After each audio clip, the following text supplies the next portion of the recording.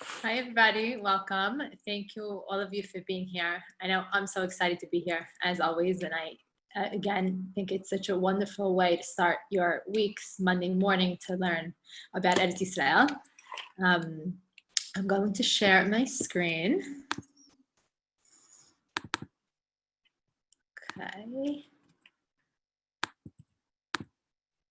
Okay. So before I start this week's tour, there's something really great that I need to say. That today is my 4-year Aliyah anniversary, and I celebrate the day that I made Aliyah more than the day. Thanks. I celebrate the day I made Aliyah more than the day I was born. In a way, it's really being born anew. And people that have made Aliyah before me say that when you move to Israel, your life is before Aliyah and after Aliyah. And this is a picture of me. I circled it getting off my Aliyah flight, one of the best flights of my life. Last night, I went out with a bunch of friends to celebrate, and I gave them all homework. I said, we're not just going to have dinner together. I gave everyone a list of things that I wanted them to think about. I said, I want you to come prepared with an only in Israel story, with a story of kindness, with a hike you'd recommend, all different kind of things. And we really sat for an hour and went around the table, all talking about how much we loved Israel. And I thank them all for being there right in the beginning. I barely get a sentence down. I already start crying because the more I'm in Israel, the more I love it. It's just, what a place. And when I'm very fortunate to be celebrating my Aliyah anniversary in Israel this year, because usually I'm in America in August, and it's always in America, which is like kind of funny because I'm celebrating moving to Israel, but I'm in America. So this year that it was here, I planned the whole thing, and it was really, really a lot of fun. Last year, when I was celebrating 3 years, I made a list of all the reasons why I love Israel. And I came up with about 40 things. And then after I read the list, I said, I want to read it over. I want to see what it came up with. And I was so surprised to see what I listed as number one. Because as you see from the Zooms that I give and things that I talk about, I really love Tanakh, and I'm connected to God, and this land is special and God gave it to us. So I thought my favorite reasons would be something like that because it's God's land. But I surprised myself, and I want to share with you my number one reason why I wrote then, and I think maybe even now it's still true, about why I love Israel. And this also has to do with the topic we're going to talk about today. My number one reason for why I love living in Israel was because Israel is beautiful. Just as on a basic human level, as human beings, before I think we start thinking about a higher purpose and God and the Torah, just beauty. Israel is just such a beautiful place, and it really does good for your soul to be here. You travel an hour, you're in a desert. You travel another hour, you're in a forest. And I really am so fortunate in my line of work to get to see this beautiful country all the time. And I'm happy to be able to bring it to you virtually. So going off of that Israel is beautiful, I thought today, one of the places that we are going to visit is the beach. But which beach? So Israel has a number of coasts that you can visit. The one that I want to take you to is all the way up north in Caesarea, or Caesarea in Hebrew. As usual, I start with Jerusalem as the center mark. So if you drive about an hour and a half, you will get to Caesarea, one of the most beautiful, beautiful beaches. Now, a very unique thing about going to the beach in Israel is, and this is what I want to focus on for the next half hour, how can a day at the beach be a day filled with meaning and inspiration? Because that's what a beach is it's a nice activity that you could do anywhere. But when you do in Israel, it's very different. And I hope after one, as always, to give you ideas of new places to go to your next, hopefully soon, trip to Israel. And I hope to transform your next trip to the beach in Israel. So we are going to visit 3 sites in Caesarea. I'm going to switch off between Caesarea and Caesarea. One, we are going to see their ancient ruins, which is the national park of Caesarea. We're going to see something that I call the Flamingo Palace. It's not the official name, but I think it's a nice name. I like the name, so that's what I use. And the third thing is the Aqueduct Beach. Okay. When you go to the beach, the first thing you usually do is you walk toward, in any beach, you walk towards the ocean because you want to get a seat close to the water, you want to feel the breeze, and it's usually hot and you dip your feet in. So that's when kids at least run straight to the ocean. And if you go to Caesarea and you go into the national park, You can also do the same if you go straight towards the ocean. And as you go towards the ocean, or really here the sea, the Mediterranean Sea, and you look down, this is what you will be looking at. What are you looking at? So this used to be a pool in the ocean, in the sea, which is a really cool thing to build a pool in the sea. Now, who was building that kind of thing and what was it part of? So this is, here's another view.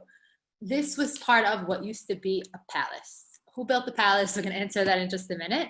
So here we see what used to be the pool. And if you guys look over here in those boxes, you see that there's mosaics. And if any of you have pools or have been to pools, usually there's tiles around the sides because you want to make it look pretty. So it was the same thing back then.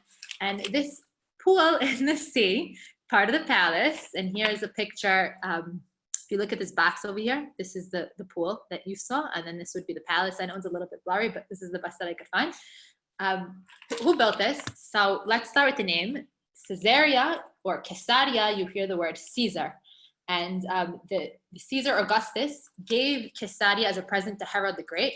Herod the Great he was a Roman ruler, not a good friend of the Jews. He killed a lot of Jewish people. He also built the Kotel.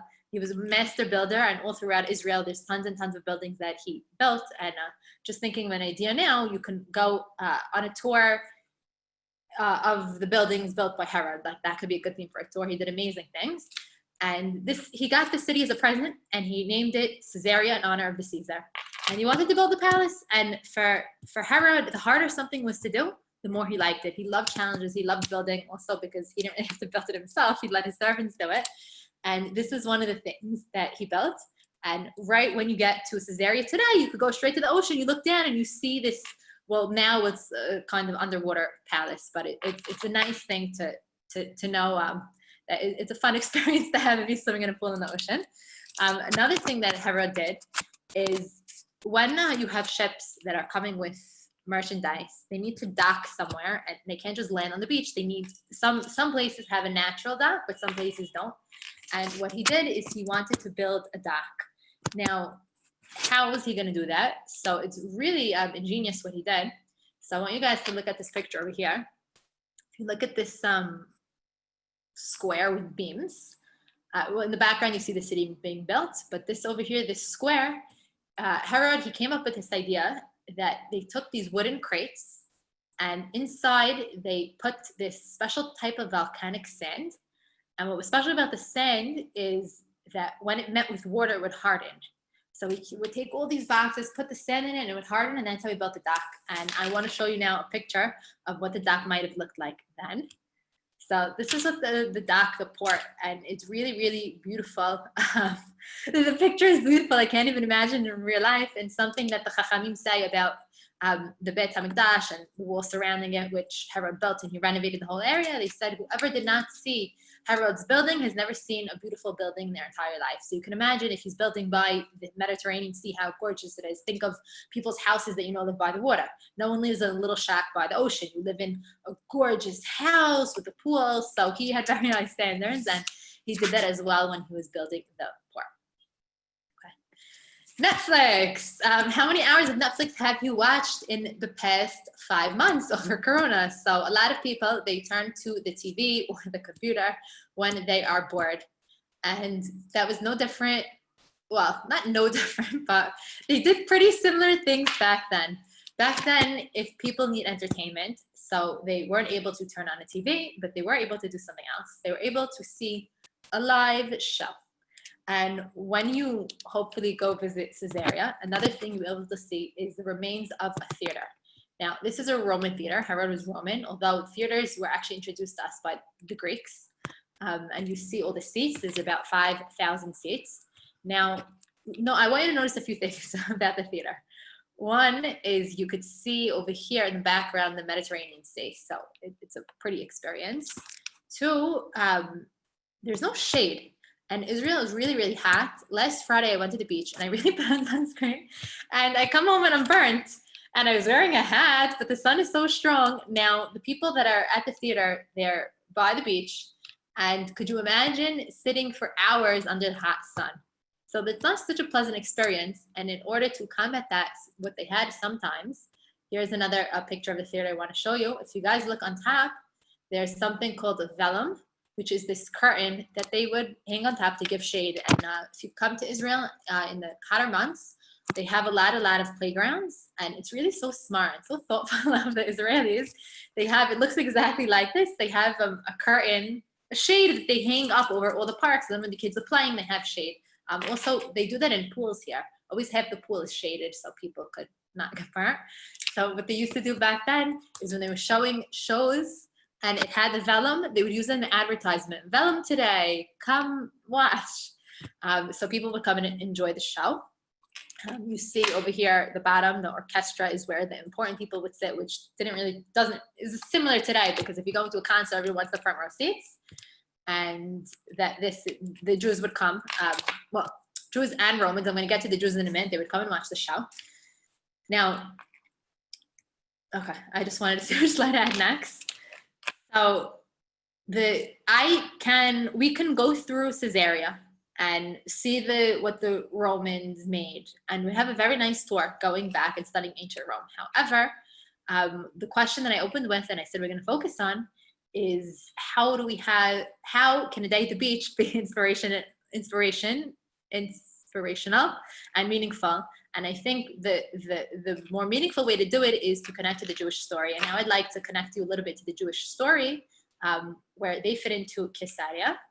So in Masechet Megillah, Daf Vav Amud Aleph, it says, Amar Rabbi Yosef Bar Chanina, Teratriot v'Kirkasiyot shebe'Edom, Shatidin, Sadeh Yehuda lelamed behen Torah berabim. Now, in Caesarea, it wasn't an exclusively Roman city. There were a lot of Jews living there. And how do we know they were living there? Well, from the content of what the rabbis are commenting on. They're saying theaters and circuses of Edom, and Rome was associated with being from Edom, from Esav. In the future, what are these theaters going to be used for? They're going to be used for learning Torah in the masses. And I'm thinking now of examples of where people use stadiums to learn Torah. I know when they do Siyum Hashas, they finish it every 7 years. Like there's always pictures of like people being in stadiums because they need such a big area to celebrate. And this line, I gave a live tour years ago in Caesarea, and it was from the Gemara. So I brought a Gemara with me and I read it with them. And I said, the fact that I'm here reading from a Gemara shows that it already came true, because the rabbi said in the future, this is what's going to happen to them and this is what we're doing now. And I think the way people are able to have such foresight and even know something like looks like, how are we going to get out of this, and look at all their circuses, and the Jews wanted to see the shows as well. But they said, yeah, one day this is going to turn into a place of Torah. They really were correct.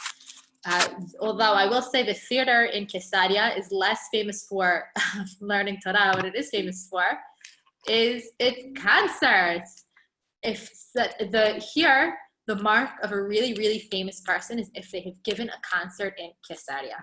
So they're able to set it up, and because it's a theater, the acoustics are great already. I know Yaakov Shweki has given a concert there, and I was doing a Google search today, and it had a whole list of all other famous singers, which I didn't recognize that gave concerts. So that's also a really, really fun thing. Maybe you'll get lucky enough to come, and they'll be giving a concert. I've never gone to a concert there, but I'm sure it would be really, really fun. So that's a little bit about the theater. So now I want to show you other things that you can see. So we opened up, we said people today, when they're bored, they watch TV. And back then, they didn't have TV, so they watched live TV. They would watch a show. But sometimes that's not enough. And think about if your kids are home on a Sunday, or you're home on a Sunday, and they're watching TV, or we don't even have to pick a Sunday. You can pick a Corona day, or let's say there's no camp or something. Ma, I'm bored. I'm bored. And they've already watched TV, and there's not that we want to be encouraging them to watch so much TV, but let's say they already watched TV and they're bored, they want something else to do. So a theater could only entertain you for so much. So what were some of the other methods of entertainment they had in any good Roman city? And you could also see these things if you go to Rome. I was in Rome in February and I saw one as well. So if you look at this oval shape, but before I comment on that, I want to, if you guys look over here, so remember I said that he had a palace and the pool that was in the water. So this part over here would be the pool, and this part over here with the pillars would be part of the palace. So Herod built his palace right on the edge. Now I want to direct your attention over here to this oval shape. This is something called, wait, did the name come up? I have to move. Hippodrome. What does a hippodrome mean? So hippo from horse and drome meaning course. They would have horse races here. And you can see, even from the picture, you could see how big it is. And imagine it's like you're in Israel and you're walking across from one end to the other. It takes time. They had 10,000 seats, and they would have the horses. I want to show you another picture so you get a better idea. So you see the crowd is filled with this tons of spectators, and the horses would ride around 7 laps counterclockwise. And in the middle, they had these pillars and statues. One of the purposes of them was to scare the horses. And it was especially hard to make the turns around the ring because it's sharp turns and you want to win the race, so they're going fast. And the best seats in the ring, so you might think you want to be in the middle to have a good view. That was not the best seat. The best seats in the rings were the corners, because that is where the most bloody action happened. And of course, that's what they're after. They want to see gore and they want to see blood. So this was another form of entertainment that they had in ancient Rome, and that when you go to Caesarea, you can visit and see. Also, they have these horses made out of iron in Caesarea, like for today, modern that they made, so you can get an idea of what it is. So it's a fun thing, an activity you could do. You could have a race with your kids to see who could go around first. It's really long. So that was another form of entertainment that they had. I want to now talk about the bathhouse. So every Roman city needs to have a bathhouse because they like doing their bathing. And a few things I want to point out. One, if you look at the left, you see that there are mosaics, there are tiles, and we mentioned before, when people build pools, they put mosaics around the edge to make it pretty. Now, how did the bathhouses work? So, first of all, they were only for men, not for women. And a Roman citizen, he would come to the bathhouse, and outside there would be this courtyard where they could do boxing, run around, so they get all sweaty. Then they have a choice of 3 pools that they can go into. They can go into the cold room, the really hot room, or the medium temperature. And we don't really know which order, like if there was a specific order, but we found there's many bathhouses that they found in Israel. The most impressive and best preserved one is in Bet She'an. So worth it to go just to see them. Maybe I'll do it in one Bet She'an, so you could say. Fun fact to know as well. People usually know the one in Masada because Masada was also a Roman city and it has it, but Bet She'an has a real impressive one. And so now you go into the bathhouse, but they were completely naked. They would take their robe and they'd put it on the shelf before they went in, spend time. Now, how do you keep the water so hot? So they had slaves that were constantly burning wood, and there was an opening like for the oven for wood, and it would heat the water. Now, if you look at the picture on your right, you guys see these like square pillars.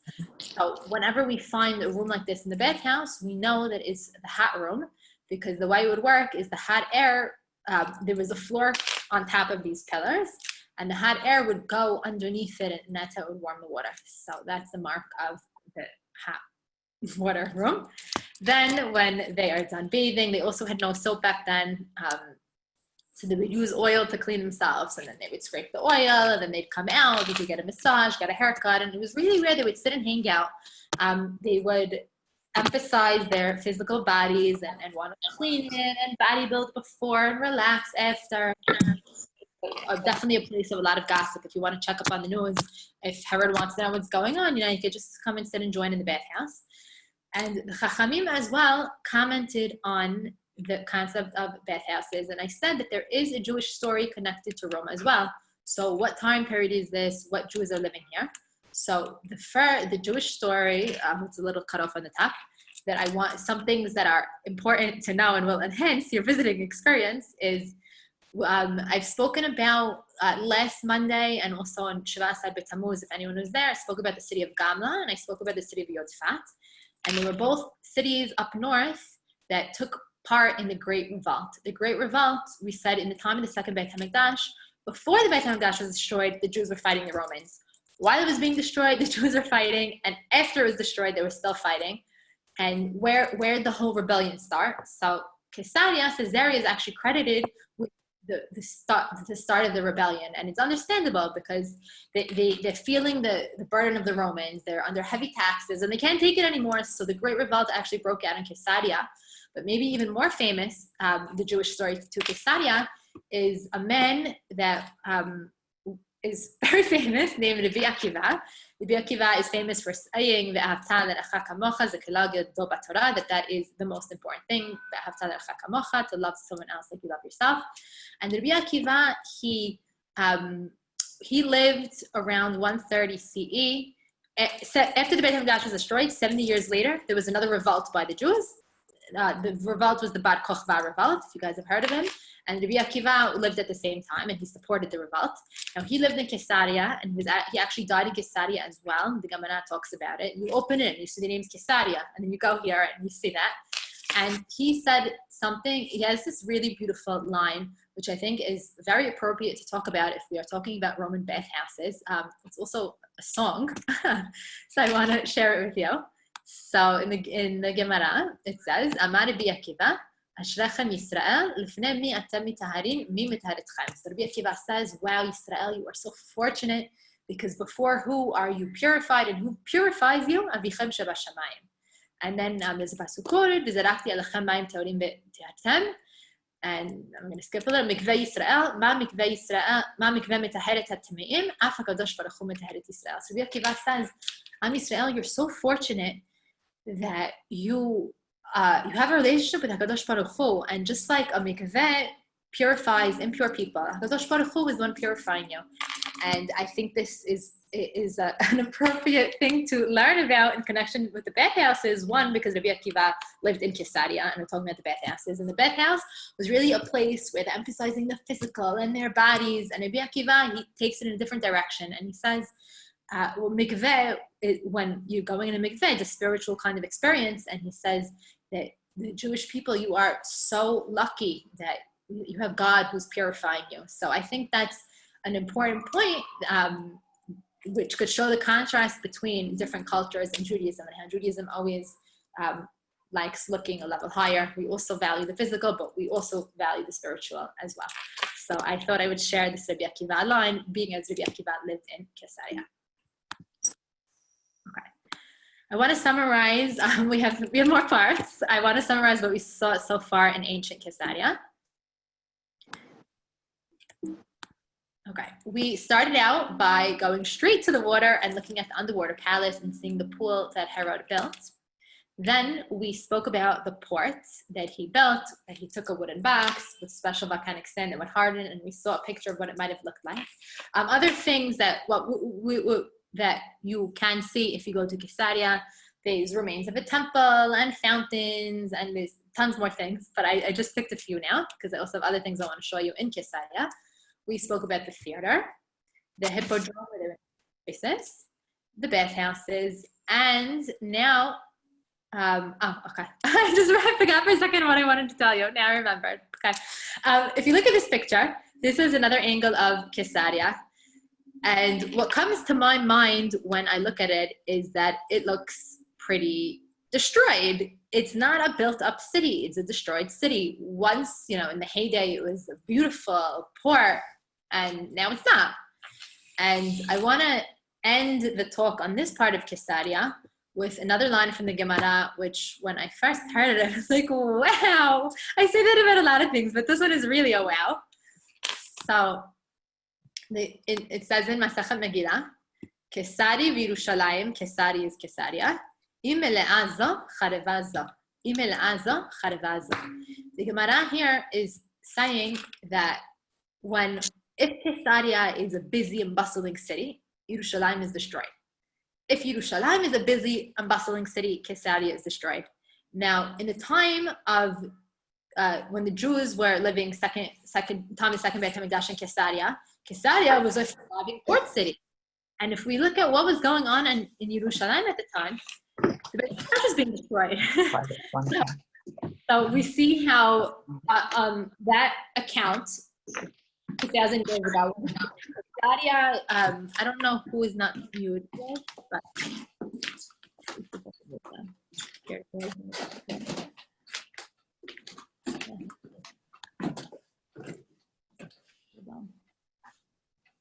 what happened to you? Whoever is not muted, if you could please just look at your microphone and mute yourself. So back then, Caesarea was a thriving port city. Yerushalayim was being destroyed. Now, 2020, I want the exact opposite is true. Caesarea, we see on the right, is destroyed. And Yerushalayim is thriving. We see a picture of the light rail. And I think it's just so amazing that they're sitting and talking about it, and it's just so true. So that's one thing we could definitely appreciate from visiting Caesarea, to just close off a tour of it with this line and see how it's beautiful still, but we're looking at a destroyed city. And then on the other hand, we have Yerushalayim, which is beautiful and built up. So that's really, I think, a nice thing to summarize it. Now, I want to add in another really cool story. Buried treasure. So when I used to go to the beach as a little girl, and still even now as an adult, I always liked collecting shells, and I always liked looking at the beach. And always when you're in the sand, like let's say you see something in the ocean and you pick it up and like you hope it's treasure. We all had, sometimes you see people on the beach with metal detectors. I think we all have this like hope, maybe more pronounced with little kids, that we're going to find buried treasure, because you hear about it, and what could be more exciting than going to the beach and finding treasure? And that was exactly what happened in 2015. There was a group of 6 scuba divers that they were scuba diving in the sea right near Caesarea, and right a few months before that there was a storm, so it moved things around. And then they see these coins that are in the sand, and they pick them up. And if you look at the picture, they don't look real. It looks like a fake, like, first of all, it looks like it's foil, gold foil, and it looks like a toy. And that's what they said. They said some board game, fake money, that's what it is. And then they started picking it up, and they realized it was real. Now, they had 2 choices. One, they could have pocketed it and enjoyed, or they could report it. And they did the noble thing and the right thing. And after they finished their scuba diving adventure, they found about 60 coins in their search. They called up the Israeli Antiquities Authority, which is the protocol for what you do. If you're on a hike and you find an ancient Roman statue, which people do find all the time in the news, there's stories of people finding things, you have to call up and report it, because 1, that means there might be more and they want to do a real archaeological dig. And 2, it belongs to everyone. It doesn't belong to you, even though you found it. And then the Antiquities Authority, they come and they send scuba divers down, and they find over 2,000 golden coins, real gold. Now, one of the properties of gold is that it doesn't corrode, and it was perfectly clean and clear and preserved for over 1,000 years. The coins dated back to about the year 1000, the Muslim period. Like they also, one of the reasons why we love finding coins is because coins sometimes have names and dates, and then you could know exactly when it's from. So it dated to like the year, like the thousands, 1100s. And now if you go to Caesarea, they have a visitor center where you could see the coins. So it's really, I think, the coolest story. And it's only 5 years ago, so it's pretty recent. I think it's great how always being surprised with new and new things. So that is the story of a scuba diving adventure that ended in finding buried treasure. Now, why was the treasure there? So we have no way of knowing. Some theories, they said maybe it was a ship that was carrying the gold to pay taxes. Maybe they were carrying the coins to pay soldiers. It's just all, they're throwing things out. They really don't have a way of knowing. Okay. Oh, here's another picture. You see the diver. He has the coins in his hands. Okay. Now, next, what I want to share with you is what I call the Flamingo Palace. What they call it online is the bird mosaic, but I think Flamingo Palace is a better line, especially because on this mosaic floor, which if you go to, you could also see in this picture, you guys see the Mediterranean Sea in the background. If you go and you visit the national park, a 2-minute drive later is this, and a lot of people don't know about it and they skip by it, but it's so worth it to see. You get into the bus, 5 minutes, look and go back on the bus. So there are pictures of birds, not just flamingos. There's 2 kinds of flamingos, some with red feet, some with black feet. And at first when they looked at it, they said, oh, there's no order to the floor. And then they realized that the order was diagonal. And I'm going to zoom up a little bit more so you could see. And look at the resolution. Look how small the stones are. You really could see clearly that they're birds. What is this from? So this dates back to the end of the 5th, beginning of the 6th century, the 500s. And at first they thought it was a church, and then they decided that it wasn't. They think that this is really remains of a palace from a family, a Christian family that was very rich, and this was one of their floors. And now it's for us to enjoy today. So it's also, it was discovered in 1950, and now it's preserved. So it's just a nice little fun thing to know that it exists, because why not go see a cool floor with birds? Flamingo Palace. So it belonged to a really rich family. So that's another thing that you can see in Caesarea. The next thing I want to bring you to is the beach. Now, you could see perspective of how close everything is. Here are cars parked in the parking lot. And here we go with the aqueduct and how pretty it is. It makes me think, like, why don't people build this way today? We have all our modern building, but you see this and it's just so beautiful. You see the beautiful Mediterranean Sea between the arches. Now, an aqueduct, so we know water only flows down. They still didn't figure out how to get water to flow up unless they're doing it electrically, but naturally it won't flow up. So if they do, they need to bring water to a town that has a higher elevation, what they would do is they would make an aqueduct, which is like a pipe. And then if they make a series of arches, the arches could help control or bridges the direction. And it doesn't matter what the topography is if you have a bridge. So this is really, really beautiful, and it makes the experience at the beach so much fun. And I want to show you a few more pictures of it. So this is, we saw this before.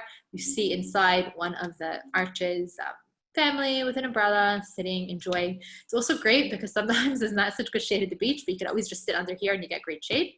This, how cool is this? When I was looking up pictures online, so I saw this, marry me, someone decided to propose to his wife right by the aqueduct. So I thought I'd share that with you. And here is a rendition of what Caesarea might have looked like in the time of the Romans. We see the port, the palace. You can't see in this picture, but this huge building over there is the temple, because of course it was the temple. And if you look to your left, this is the aqueduct. So that's how close it is. Today, if you're taking a trip to Caesarea, you go here, you see the theater, the hippodrome, the underwater palace, a bunch of other cool things that I didn't mention because I have to leave something surprise. Then you drive right here where my mouse is the Flamingo Palace. And then right here is the Aqueduct Beach. So it's all really, really, really close. You could spend a beautiful day, a lot of hours there. So to summarize what we saw today, we visited 3 sites in Caesarea. We visited the ancient ruins, the Flamingo Palace, and Aqueduct Beach. And the question we asked was, how can a day at the beach be a day filled with meaning and inspiration? So this is my train of thought, and maybe I'm even more because, like I opened with, it is my 4-year Aliyah Anniversary, so extra. I'm really grateful every single day of my life for living here, but today even more because it's the milestone of 4 years. So you go to the beach with your family, you go to Caesarea, you sit in the beach chairs, and then you turn your head and you look at the beautiful aqueduct. Then when you see the aqueduct, you think about the national park because it's ruined. So you think of the ruins, and then when you think of the national park and the ruins, you think of the line in the Gemara that says, when Caesarea is destroyed, Yerushalayim is built up. And then you think of Yerushalayim that is bustling and thriving and amazing and doing so well. And then you are left with the thought, what is the chut it is to live in Eretz Yisrael? How fortunate, how lucky. And this is just from a day at the beach. Now, there could be, so let's go to this picture with the 2 chairs. You could have one person who goes to the beach and doesn't know any of this. He doesn't know, or she doesn't know any history. And they see this nice and enjoy the day at the beach. But then you could have another person that goes to the beach and knows all of this and think about how a simple day at the beach could be turned into such a meaningful experience by knowing all of this knowledge. And I really think that history is power, and it's knowing history is what makes our life meaningful, and it would give, and it builds your life with so much more meaning. So I really thank you so much for always joining these Zooms, because we focus on different areas of history, and I know for my life it makes it richer and more meaningful, and I hope it has the same effect on yours. I want to thank you for being here. And I wish you an amazing rest of the day. Enjoy. Thank you, everybody. Thank you. Welcome. Thanks, Adele. Very nice. Thank you for being here. Take care. Bye. Bye.